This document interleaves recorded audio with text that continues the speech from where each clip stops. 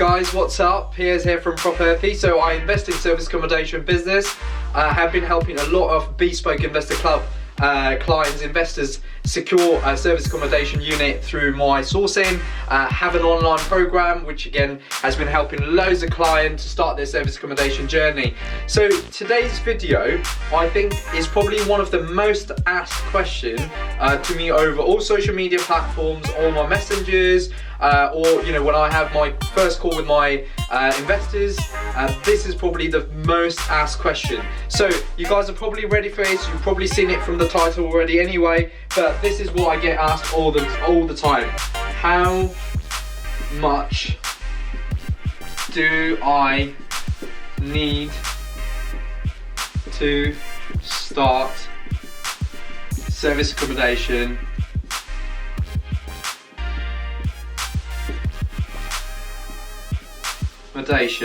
business?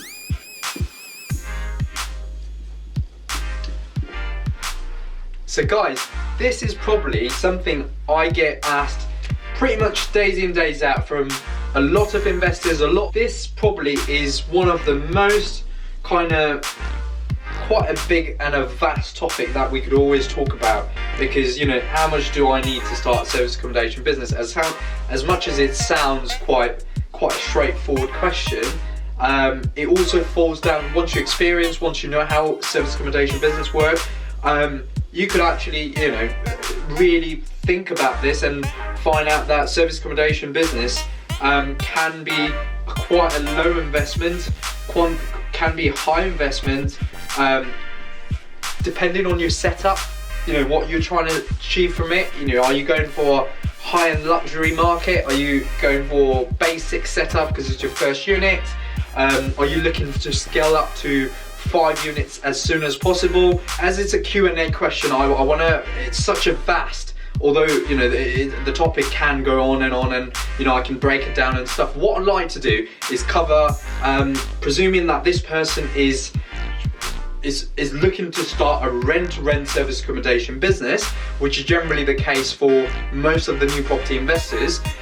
This is what you guys are looking to work with. So I'll break it down into 3 different things. The first one is your rent, your deposit, your application fees,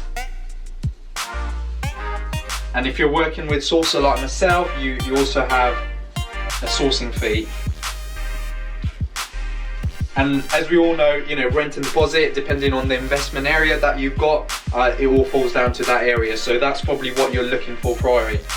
Now, moving into that, next is furnishing the apartment. And that's generally what I think a lot of rent-to-rent service accommodation business property investors are looking for, is understanding how the furnishing of the apartment would work, how much costs how much are you actually looking to invest on this in the setup and stuff like that. Now, this can be done 2 ways, guys. You can either buy outright or you can lease them.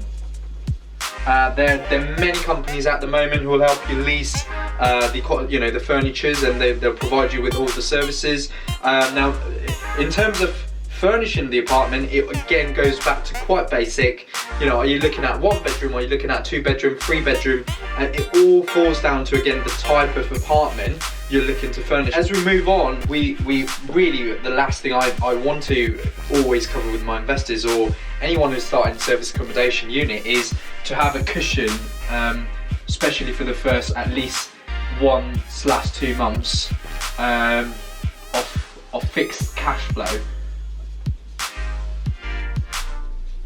And that's important, guys, because at the end of the day, when you're starting a business, what you can't do is invest all your money to get yourself the rent deposit, referencing all that, furnishing, and have no cushion for the first few months when you're setting up. Now, I believe that when you're setting up properly, you're cracking on with the setup as quickly as possible, because sometimes my investors are only taking up to 7 days to get their apartment set up from the day of pickup to at least their first arrival of clients. So that's always important, but they're the things I would highly recommend if you're asking yourself, how much do I need to start for myself to start, this is where you look at. The first part is the rent deposit, application fee, source of fee. The second one is furnishing the apartment. It all depends on either you're buying or leasing it. That you can find online, quite easy details. And then the last but not the least, as a cushion, you know, to have at least a first or a second month cash flow to protect your business. I get excited to do all this Q&A, guys. You know, over social media and all the messengers, Instagram, Facebook, YouTube, I'm getting loads of comments. So when you can, please leave me a comment on any of the videos, or even free connect on social media. So next week, if I've got anything that I really need to cover on Q&A, I'll make sure I cover it for you guys. Have a great day, guys. Keep smashing it, and thanks for watching.